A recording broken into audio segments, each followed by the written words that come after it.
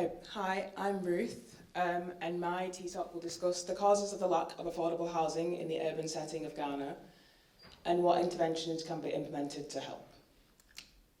So this is a picture taken by my dad the last time he visited Ghana. It's an example of a housing type that's just outside the just outside Accra, which is the capital. As you can see, it's not very great quality, and a lot of people are experiencing this standard of living, and so this is to kind of seek a solution to up the quality of housing. So the first question people usually have in a situation like this is, doesn't the government have any input on this matter? And the answer is yes, but mostly no.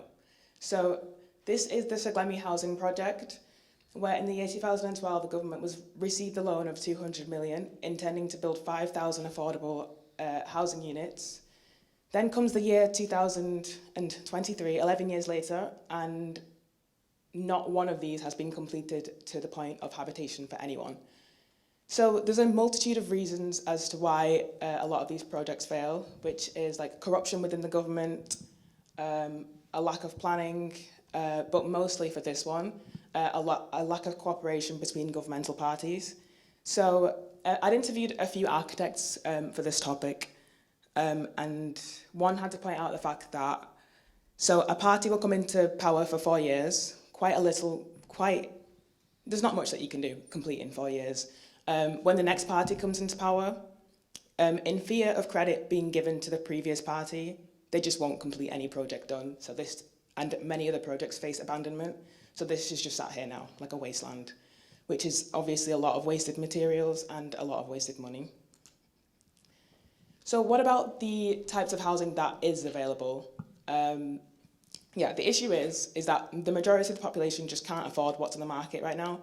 Well, they can't afford what is acceptable housing. So as of 2018, the urban population of Ghana made up more than half the country at 56%, a figure which has since grown and will continue to. Yet only 34.9% of the urban population has a household income that ranks them in the higher earning bracket. So the rest fall into the lower middle income sector. And then looking at the average monthly living wage of £63, and then comparing it to how much it would cost to live in a one-bedroom apartment outside the centre of Accra, at £41, it's quite clear to see how unattainable this would be to a majority of the population.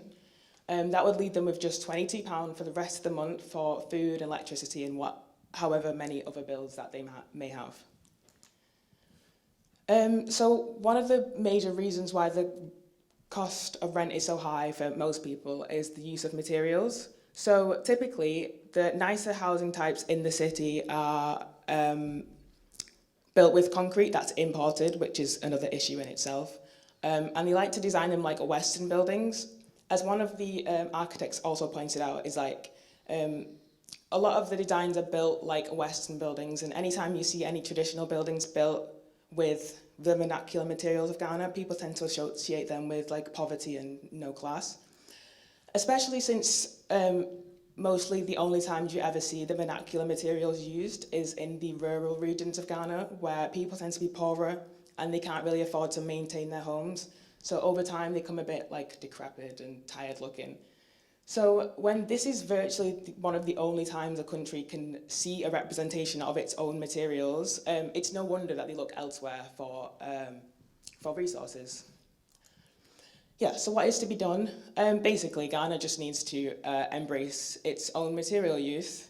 And there's a multitude of materials that they can use, but they choose not to. And when they are implemented correctly, they can look really nice. So the first one that they can use is bamboo. It's widely available in Ghana. It's across 5 or 6 ecological zones across the country. They are available. They're quite versatile. They can be stained for a certain colour preference, and they have different widths and stuff, so it's can have multiple uses. The second option is timber. Ghana possesses 9.2 million hectares of forest land, making up 40% of the total land coverage. Yet the use of timber structures is rarely seen within the urban setting. Instead, it's dominated by concrete. This picture displays denia wood, which is one of the lesser known timber types, but it's quite prominent across West Africa. So it would be quite advantageous if Ghana would make use of its own material because it's easily available and would be much cheaper than importing. Lastly, the use of earth, which is probably the most cheap and resourceful type of material anyone could use. So it's quite structurally sound and can be implemented to make nice designs. This is an example of one in Ghana. It's quite simple, but as you can see, it's presented quite nicely. They've used aluminium sheets and timber for the roofing structure, and then earth mud bricks for the walls. Additionally, you can use different types of mud brick and use like a round earth method to make these like beautiful striations on the walls. So that would add a really nice aesthetic to the residential designs. And then lastly, this is an example in Ecuador of a bamboo structure. As you can see, pretty much the whole thing is made from bamboo. And then the external is like covered in aluminium to kind of protect the bamboo and protect from rain. So essentially you can see that it can be implemented to use these materials to make like nice and structurally sound housing options. And so it would be great if Ghana could take advantage of that. Thanks.